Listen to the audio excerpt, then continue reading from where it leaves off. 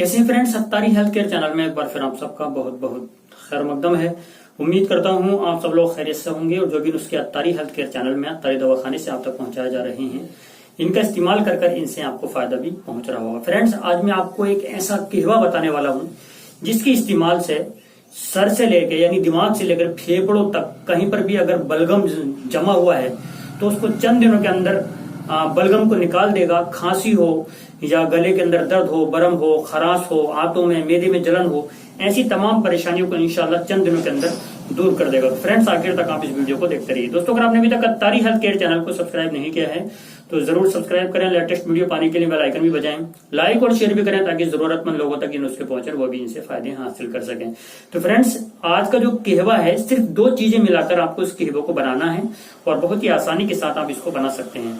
तो आपको 3 ग्राम लेना है मुलेठी, ठीक है। 3 ग्राम आपको मुलेठी लेना है और 5 ग्राम आपको लेना है बनफशा, ठीक है। ये दोनों चीजें आप जैसे कि स्क्रीन पर आपने देख लिया है।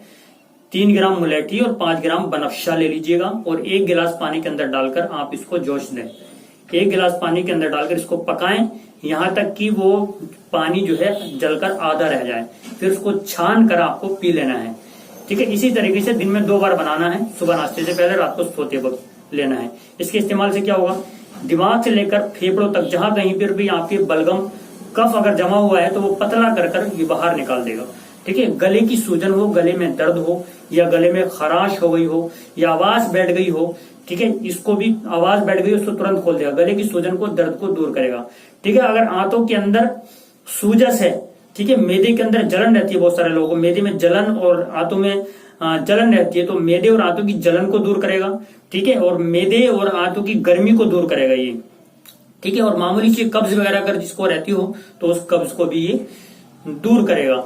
तो फ्रेंड्स, इसका इस्तेमाल कब तक करना है, जब तक हमारे इन परेशानियों से निजात नहीं मिल जाए, मुद्दत है ये, ठीक है। खांसी जो है चाहे सूखी हो या बलगमी हो, किसी भी प्रकार की खांसी में इसको आप इस्तेमाल कर सकते हैं। नजला अगर आपके दिमाग के अंदर जमा हुआ है तब भी आप इस्तेमाल कर कर इससे फायदा उठा सकते हैं। आवाज बैठ गई हो, खांसी हो, बलगम कहीं पर भी जमा हुआ है, मैदे के अंदर अगर जलन है, आंतों के अंदर जलन है, मामूली कब्ज है, तो आप इसको इस्तेमाल कर कर इससे फायदे हासिल कर सकते हैं। अगर आपके गले के अंदर खराश वगैरह हुए हो, खांसी में, गले में सूजन हो, इन तमाम बीमारियों के लिए बहुत ही शानदार कहवा है।